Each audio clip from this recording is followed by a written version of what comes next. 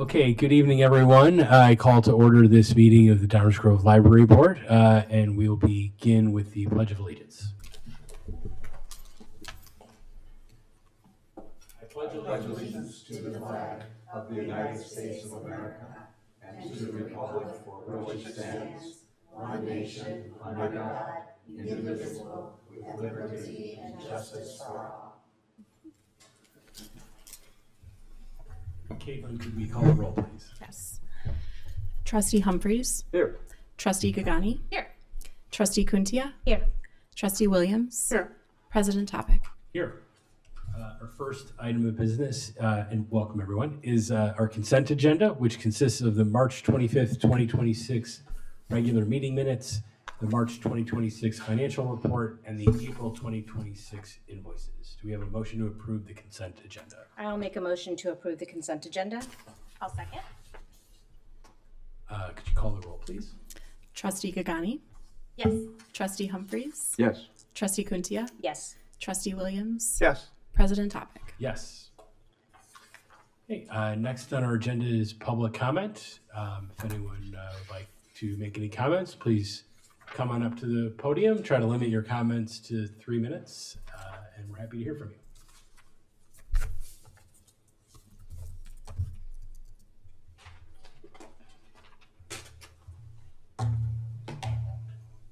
Good evening, Eileen Briner. I'm a resident, and welcome to Heather. Thank you for the opportunity to speak. I'm here today to address what many residents see as clear viewpoint discrimination at our public library. For the past 9 years, the Downers Grove Public Library has prominently celebrated Gay Pride Month with displays, story times, crafts, music, and events. These programs promote ideas about sexuality, gender, and family that many in our community do not share. Families have told me they avoid the library entirely during June. Others choose not to bring their children because of the content. This is not abstract. It's real impact on the usage of a taxpayer-funded space.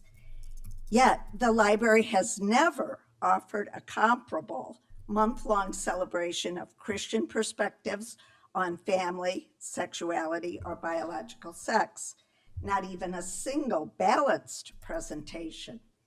This selective promotion of one viewpoint while excluding others constitutes viewpoint discrimination. Public institutions have a duty to remain neutral, not to elevate controversial ideologies as official. Pride Month events are inherently political and contested. If presented at all, they should include counter perspectives or be discontinued to respect the full community. To be clear, objecting to these celebrations in a public library is not discrimination against gay or transgender individuals. Many residents support live and let live coexistence. The issue is taxpayer resources to actively celebrate and promote these ideas in a space meant for all. This is especially concerning with children. Young children cannot grasp complex debates about gender ideology, but they love bright colors, songs, dances, and crafts. Events like Pride Storytime use these appeals that are subtle indoctrination. Librarians read books celebrating gender fluidity to preschoolers, framing it as simple fun. Voices within the gay community share these same concerns.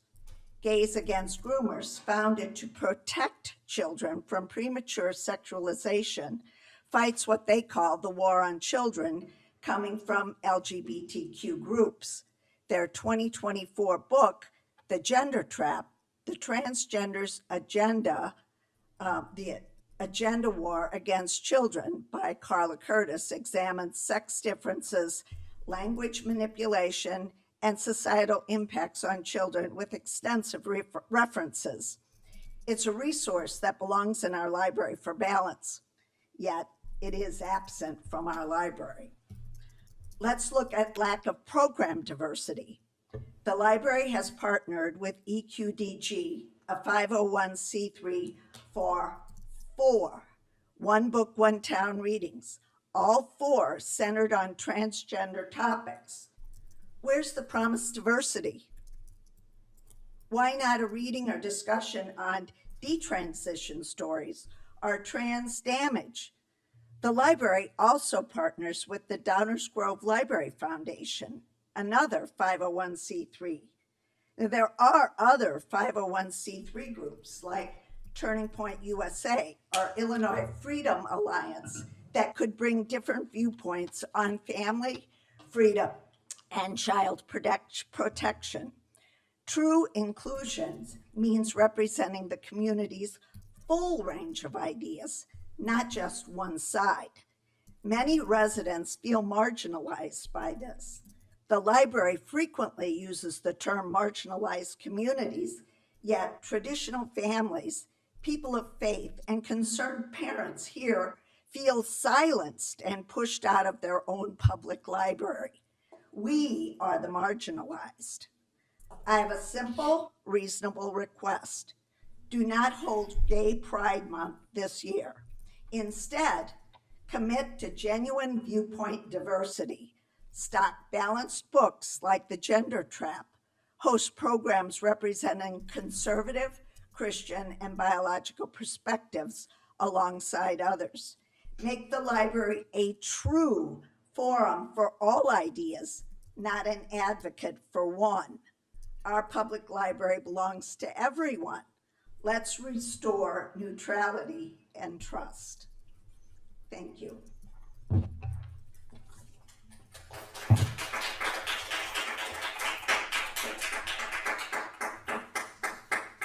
Good evening. My name is Laura Hoyce. I could not agree more with what Chick Briner just said to the board.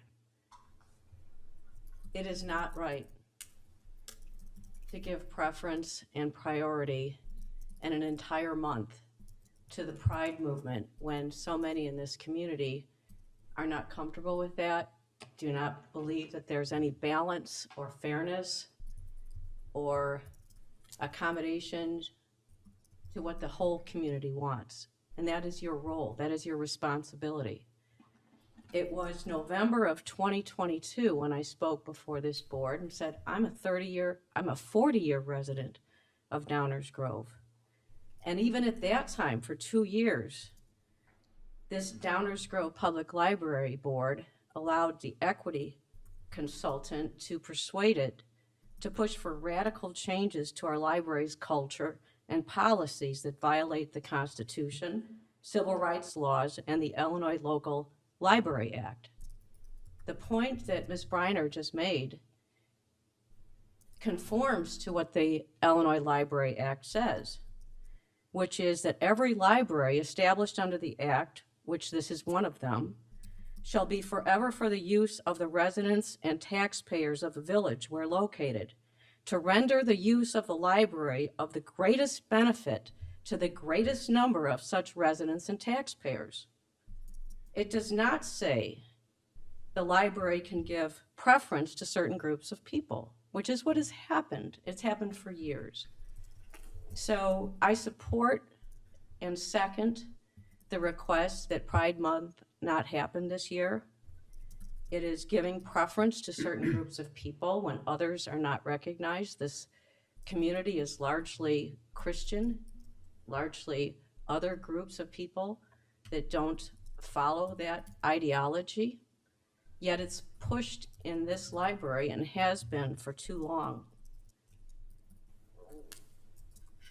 Residents have the right to expect that our taxpayer dollars be spent according to what they want at our local public library. Yet the equity consultant said that they had the power and the privilege to declare that this should not be a neutral institution. This should be one that served the historically marginalized. So we went down that road, and I think that we've learned a lot since then. So I support the request, and I hope that you fully consider it in light of what points that we've been making, not just tonight, but for years now. Thank you.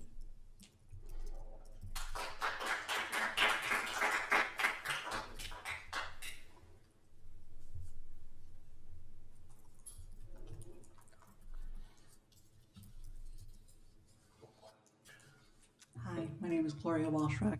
Welcome to you, Heather, new director.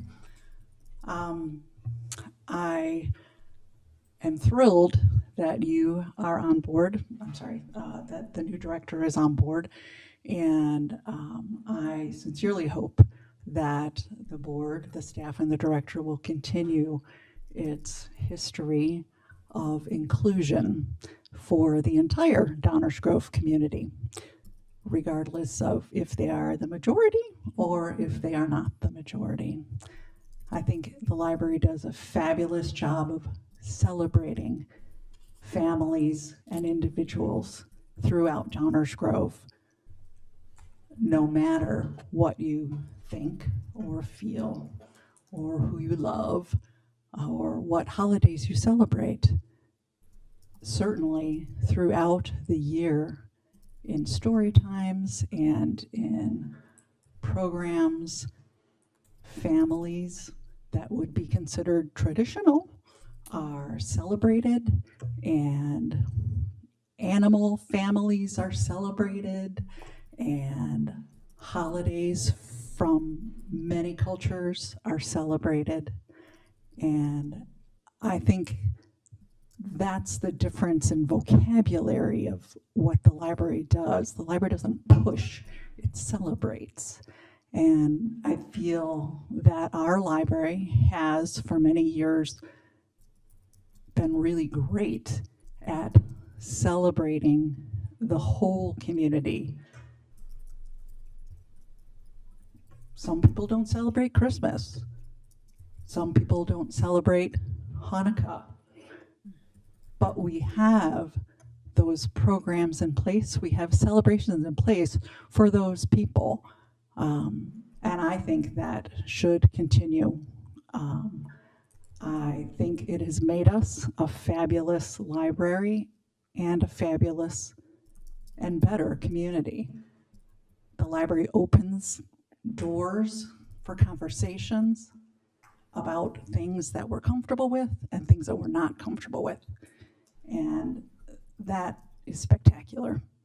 And I truly hope that in this new age of a new director coming on board, the library will move forward on its mission to continue to do that for all kinds of families that do live here in Downers Grove and that do pay taxes to the library in Downers Grove, no matter if you feel like you're in the majority or not. So I truly am excited about this new chapter for the library, and I am very much behind the continuing inclusion for all members of our community. Thank you.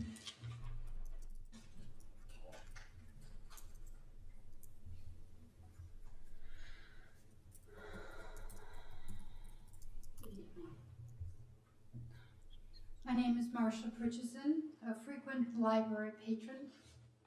I love this library. I'm here to thank you for the thoughtful, thorough, and extremely professional manner in which you conducted the search for a new library director. The Downers Grove Public Library has a rich tradition of representing the diverse and multifaceted interests of our community. Most importantly, this excellent library serves all the public. I am certain that with your deliberate process of thoroughly vetting the candidates, you have found the most qualified amongst a field of extremely talented applicants.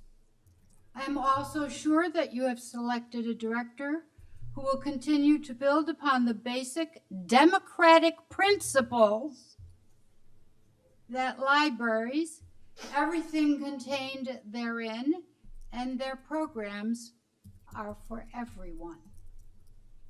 As we move forward, I am confident that the Downers Grove Public Library will continue to be a town center for this village, inclusive in its approach, comprehensive in what it offers, and a safe and welcoming space for everyone. Thank you for serving us all so well. Thank you.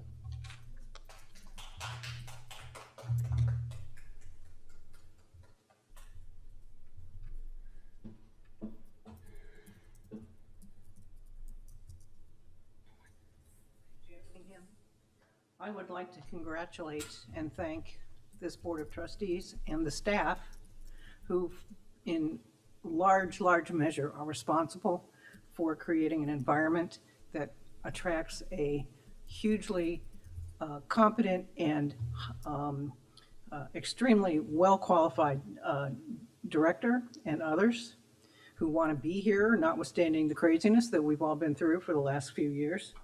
And so your leadership and guidance and the staff's support for excellence and quality make us all richer, and I want to thank you for it.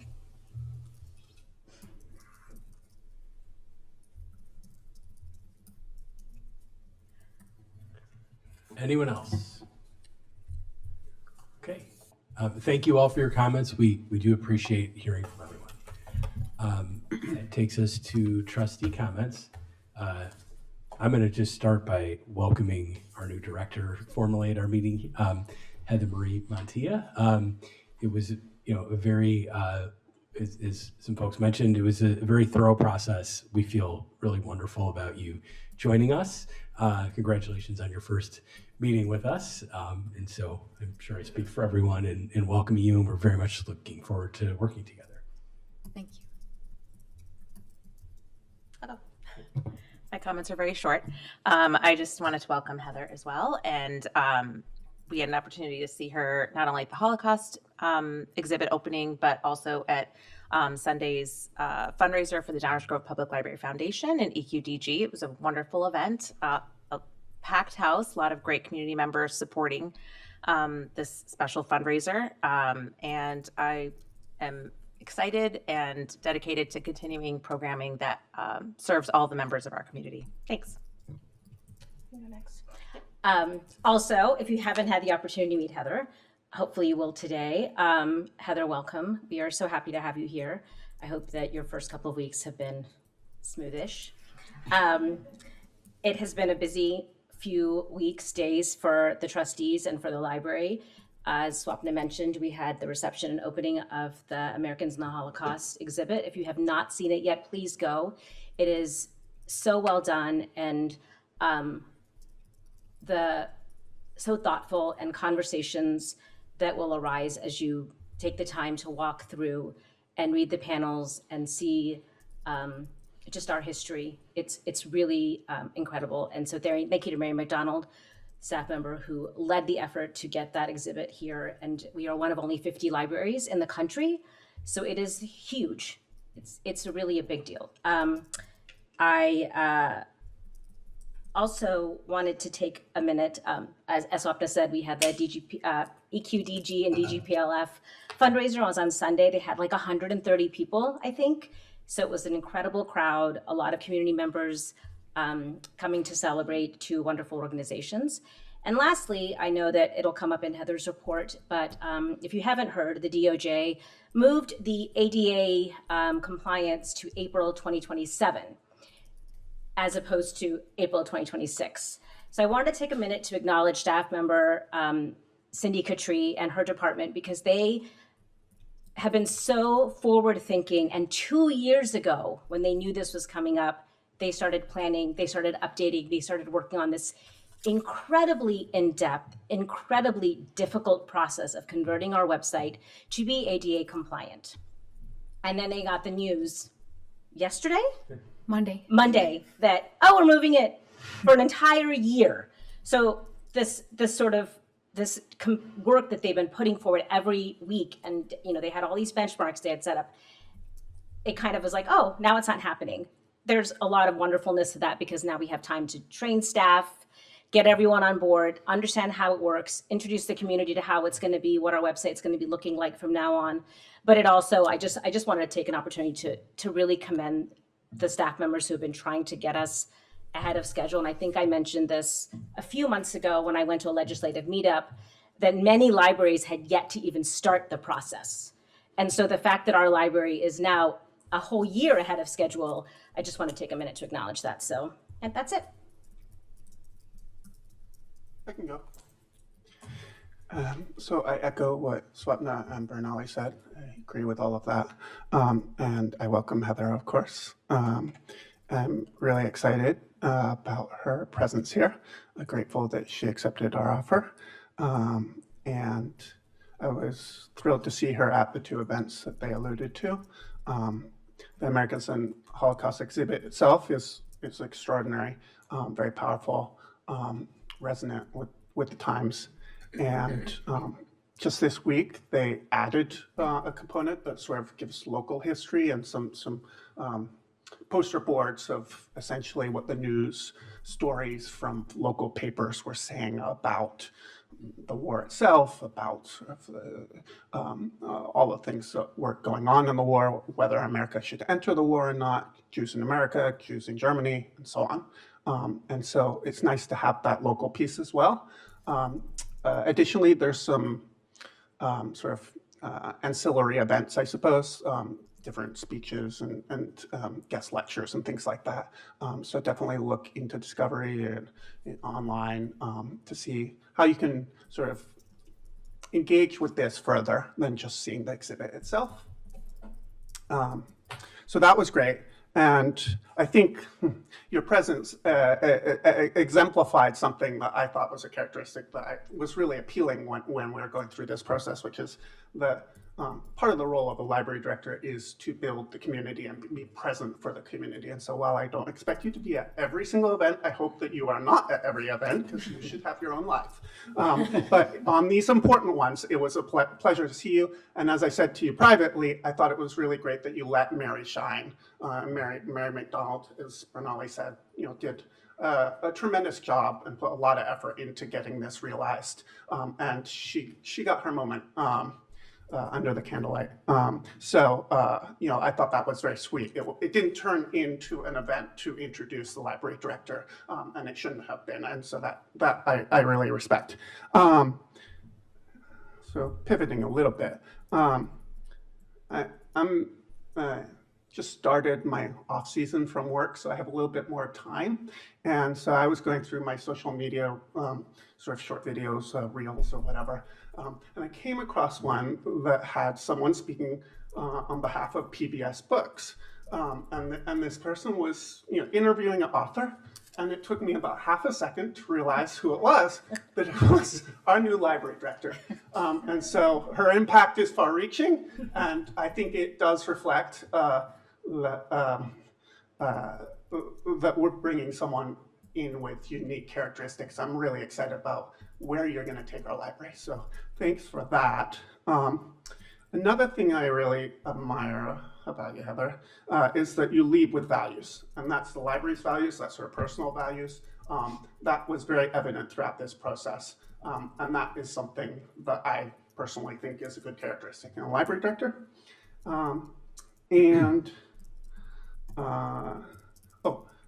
So I definitely agree with something that Janet said, which is that we couldn't have recruited such an amazing person to join our library if it didn't have a great reputation as a result of Julie's presence, but also our staff.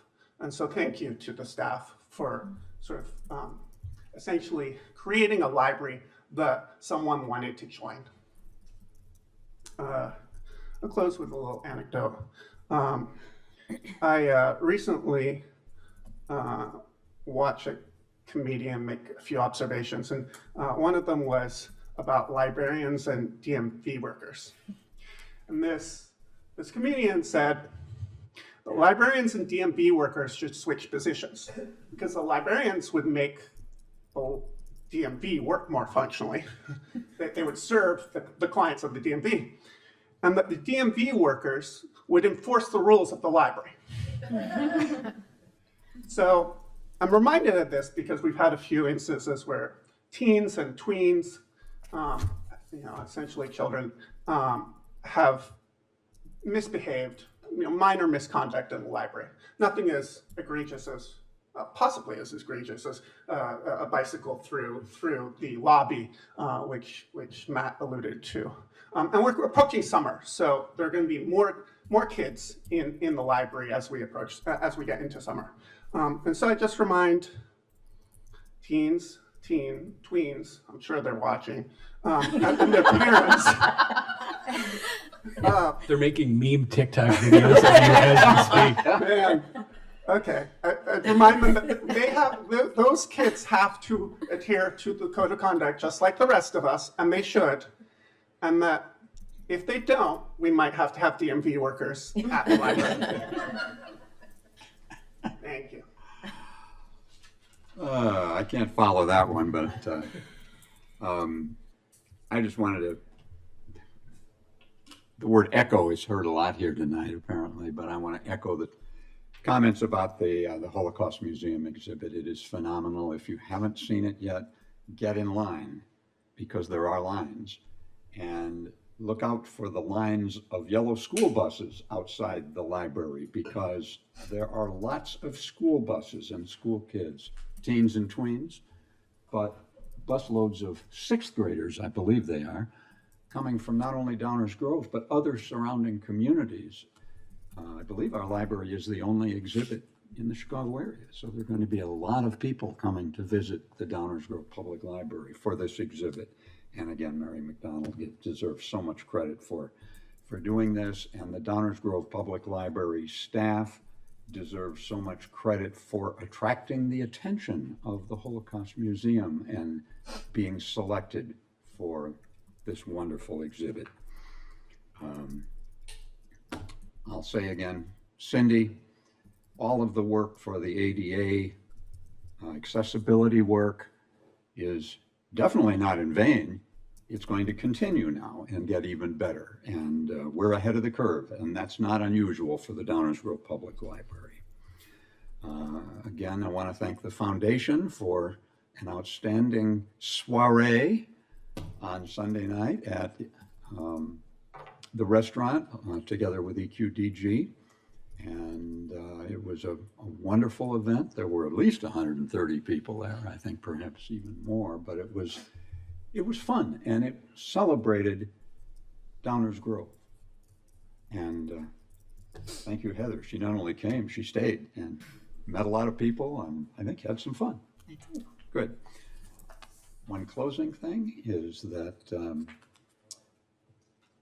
Pride Month in Downers Grove is declared each year by the mayor of Downers Grove and the Village Council of Downers Grove. The library supports that declaration, but does not create it.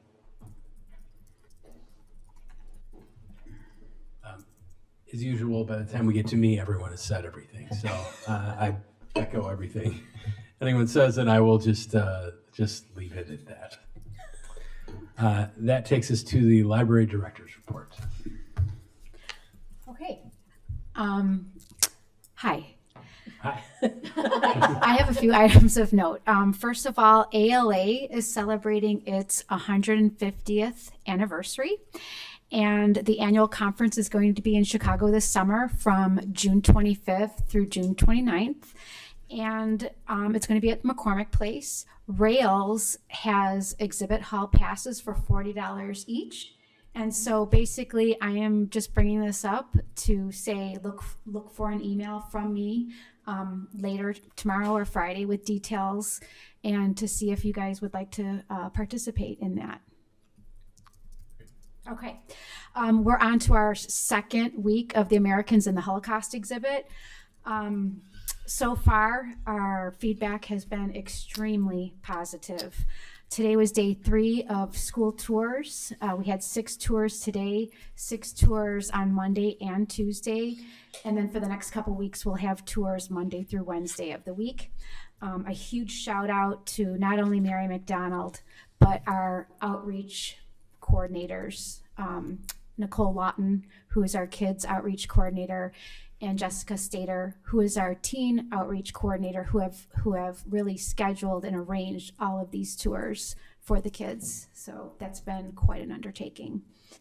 I want to also mention that for the second time ever, we've had our digital checkouts exceed 20,000. So 20,593 checkouts for our digital materials, and that equates to about 21% of our total overall circ. Okay, so you mentioned our website ADA accessibility deadline has been postponed 1 year. So it's just been crazy. It's been a lot of work on staff, and thank you to Cindy Catry and our web accessibility team, who has really taken the lion's share of the work in this endeavor. Over the past year, staff have put significant effort into meeting the ADA requirements. It's included staff training, working closely with our web designer, OC Creative, auditing our website and social media accounts for accessibility, gathering ADA compliance statements from vendors, and creating training resources for staff.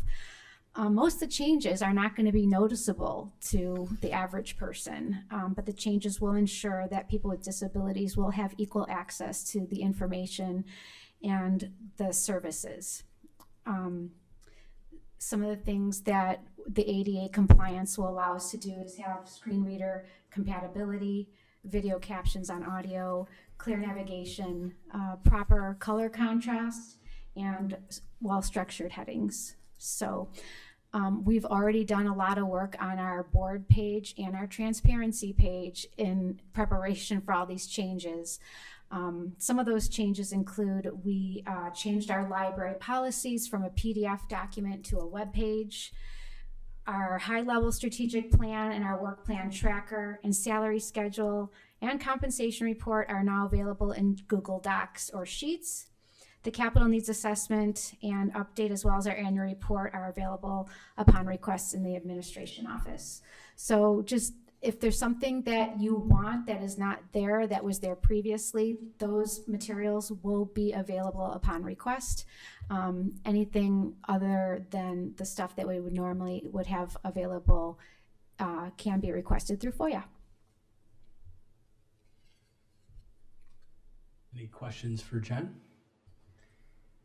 I was just going to echo a couple things on ADA. I mean, I think it's easy to see this as sort of work we have to do, but it's for a very, very good reason to allow people who do have disabilities that interfere with their ability to interact with websites the way everyone else can. It's totally consistent with what we want to do as a library, and I'm not suggesting anyone said anything to the contrary, but I think it's just good to remember that there's a very good reason for doing this. As Jen alluded to, so anything on our website will need to be ADA compliant. And there are some things that have been on the website that we may not be able to make ADA compliant. And so we would not be allowed to put them on the website. So we're going to try to find ways to deal with that. And to you in the audience and who are watching, who do go to our website and do rely on the information we provide, let us know if there are things that weren't there that you want to get. If you have ideas for how we can find our way through this, we want to hear that, because I'm very proud of the record we have on being transparent. We put a lot more information online than a lot of other organizations do, and we want to keep doing that to the fullest extent that we can, and when we can't, we want to find a different way to make it work. So thank you, Jen, and everyone for all the work on that. Are we basically going to just go ahead and roll it out, even though it's an extra year? We've already implemented it, essentially. Is that correct? Or are in the process of implementing? One of the examples that we had to do, we had to remove our FOIA tracker from our website because that was not ADA compliant. However, since Monday's announcement, we have put the FOIA tracker back on the website. Our plan that we have been discussing in administration is that we are still going to be as transparent as possible while we have this extension. So, some of the documents that we were not going to make available on the website, for example, our entire board packet with all the financial information in there, none of those sheets are ADA accessible. So we're going to have to remove those, but they would be available upon request. We are going to make those available until we find another solution. And we did discover a software. It's a Google add-on called Grackle that we're investigating right now, which will help us remediate our PDFs in a very swift manner. The software finds things that are not ADA compliant in the documents and alerts the creator what those problems are and how to resolve them. So this is something we're still looking into. Any other questions on the director's report? Just thank you. Yes, thank you. That takes us to new business. Our first new business item is destroy executive session recording for September 25th, 2024. I just want to provide a little context on this before we take it to a vote. The Open Meetings Act says that the verbatim recording of a closed session, so when we go into closed session, we're required to make a verbatim recording. We are allowed to destroy that after 18 months if we approve the destruction of the recording and we have approved minutes of the closed meeting that meet the minute requirement. So this isn't just a thing we're kind of doing. This is a provision of the Open Meetings Act. This is sort of a regular thing that boards do, is sort of purge out old recordings that aren't necessary anymore, and the minutes get released. This is an executive session from September 25th, 2024, so we're past the 18-month time period. We have approved minutes of the closed meeting, so we've met that requirement, and so the last requirement is to vote to approve that. So with all that wind up, do we have a motion to approve item 8A, destroy executive session recording for September 25th, 2024? So moved. Second. I think we can do a voice vote for this one, right? Well, we'll just call the roll anyway. Why not? Doesn't hurt. Trustee Gagani? Yes. Trustee Humphries? Yes. Trustee Kuntia? Yes. Trustee Williams? I assume I can vote even though I wasn't serving on the board at the time of the regular meeting. Yes. Okay. So I say yes. Is that right? Yes. Good. President Topic? Yes. Very good. Our next item, 8B, is additional 2026 library closures Oktoberfest. We're just going to open this up for discussion. We will vote on it at the next meeting. So if anyone has any comments on this, you can let us know in the interim, or you can come out to the next meeting and let us know. So we'll have public comment before we vote on it. So, right, library staff are recommending that we close the library during the weekend of Oktoberfest, which this year is Saturday, September 19th at 1 p.m. and then all day on Sunday. This would be similar to when we close the library for Rotary or for Grow Fest each June due to parking issues, the noise, and the decrease and disruption to library services. This was brought to me on behalf of the Equity Advisory Team. We used our gate count software to kind of get an estimate of the traffic during Oktoberfest and then the average of the rest of the year during that particular day. So for example, on Fridays, the average traffic in the library was 1,241 patrons. And then the Friday of Oktoberfest was 1,002 patrons for a decrease of 19.3%. That was when Oktoberfest was on Friday last year. So we did the comparable Friday averages. And then the Saturday, we actually did increase ever so slightly, but we have a lot of anecdotal feedback from our building operations department and our staff saying that a lot of people came in just to use the restrooms on Saturday. And where the library, where the north entrance is off the parking lot, that's where they set up the drink tents. So it makes it really easy to access the library. In addition to like the parking troubles, there's very little accessible parking for people who need accessible parking spots. So yeah, staff are just recommending that because of the disturbance and the noise and the parking and the lack of, the service that we really want to provide our patrons, they're recommending that we close early on that Saturday and all day that Sunday.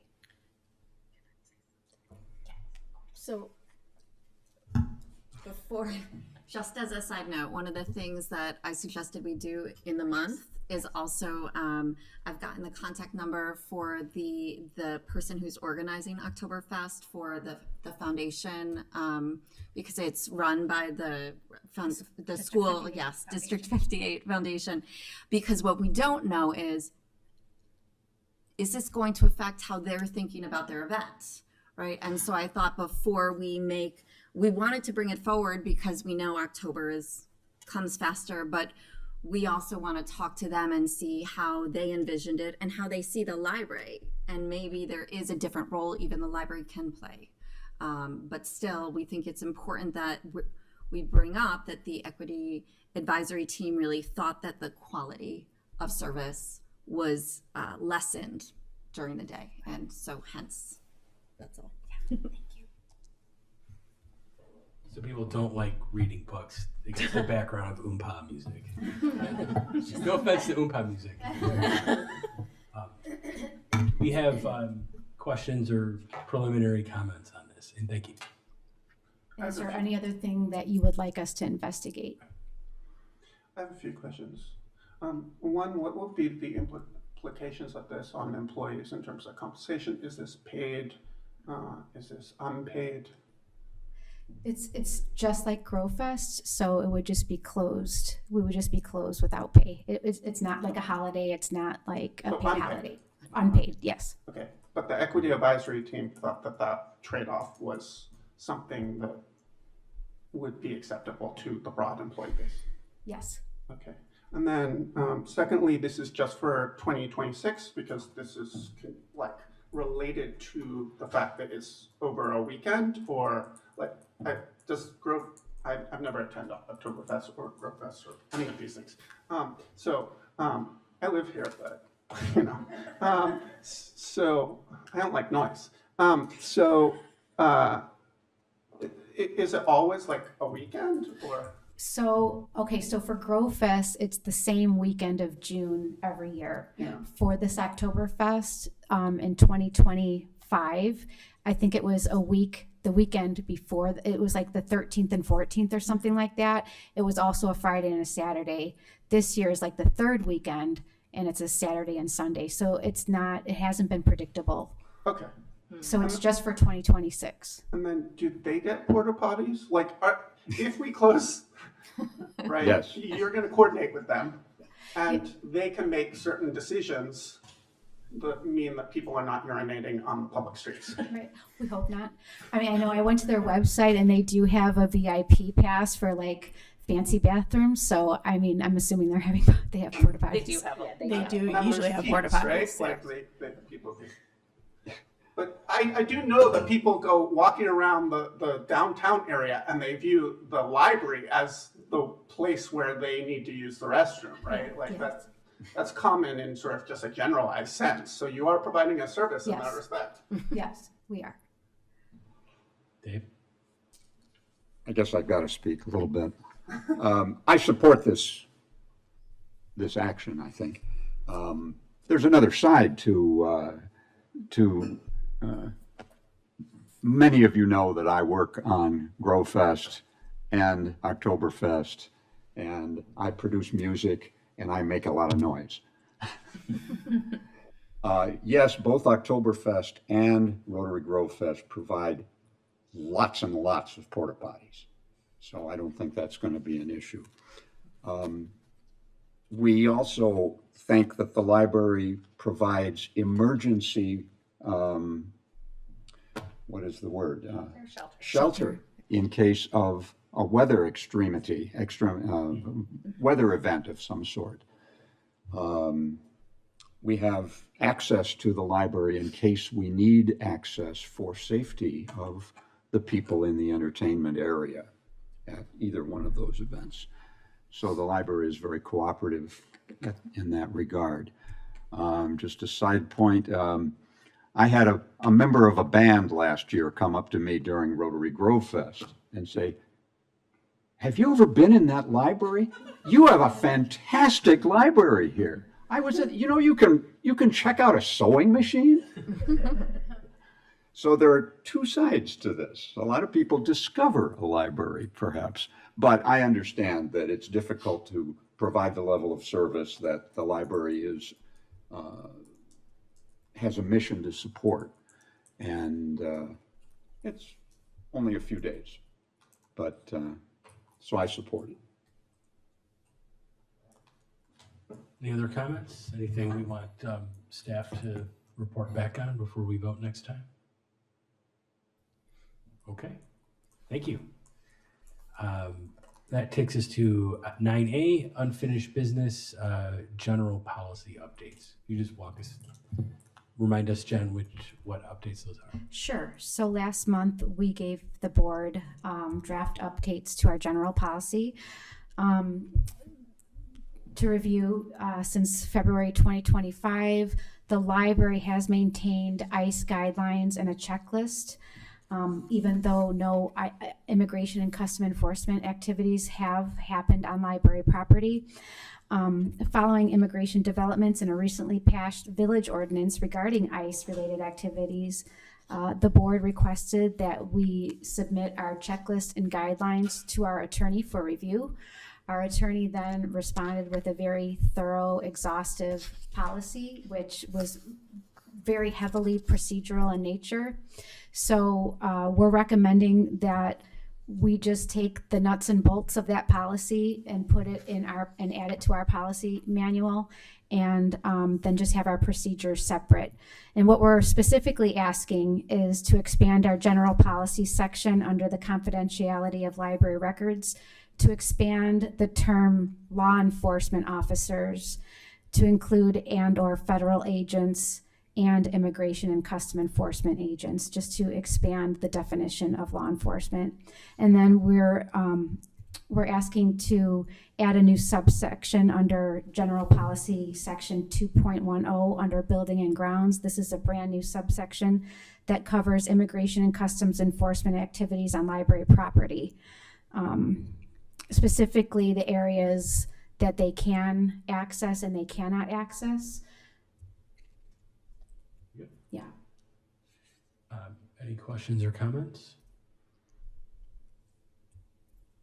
I'll just to clarify, although you said it, so the attorneys gave us something very detailed. That will be a resource to management in the event that something happens where we need to reference that. But it was just too long and detailed to be consistent with our overall approach to a policy manual, which is to keep things relatively simple and easy to understand and follow. So all of the advice from the attorney is accounted for. We're just sort of putting it into a more user-friendly version in the policy manual while retaining the full document for management to have when they need it. Yes. Very good. I made the comment last time, I think that this is a governing board here. We set policies, we don't develop specific procedures. That's a staff function. And the detail in the attorney's response, I think, is primarily procedural. And so we are, as we always do under policy and under state law, we delegate that to staff. So this is a policy document we're going to vote on here, which is relatively minor changes to a policy document. It defines the law defines what is a public space and what is a non-public space. We're just putting it into the policy, but we didn't write that law. So that's kind of what's going on here. Oh, No. You go first. no, I was just gonna make a motion. Okay. Well, I was just gonna, because there's people in the audience this time that weren't in the audience when we discussed it last month, I'll repeat a few things. When I viewed the first point being a minor clarification, a law enforcement officer includes ICE. And then the substantive thing about spaces, public spaces, to Dave's point, sort of that's just reflecting the law. And so I think both of these things are minor nuances, not particularly controversial in my point of view. Secondly, I don't think an extensive policy that's board adopted is necessary at this time, may never be necessary. I think the internal process, being a detailed document, is the sort of appropriate place for this. I did think that we should get alignment with the village council as they're implementing their ordinance, but that can occur over time. And that's all I have to say about this. So I support this. Yeah, let me clarify in the ordinance. So this is not, as I understand, the village has not yet operationalized the ordinance. So once they've done that, then we will need to look at this again and see, is there anything in addition we need to do to conform with the village ordinance, which was another reason to sort of get everything in order now for everything else, so that, you know, we have that done, and then we'll move on when the village has operationalized the ordinance to getting that into our policies and procedures as well. So do we have a motion? I will motion to approve agenda item 9A, approve the general policy updates as presented. I will second. We'll do a roll call line. Policy, yeah. Trustee Gagani? Yes. Trustee Humphries? Yes. Trustee Kuntia? Yes. Trustee Williams? Yeah. President Topic? Yes. We do not have an executive session, so that takes us to adjournment. We have a committee of the whole that we'll be doing after this. With that, we are adjourned. Thank you, everyone.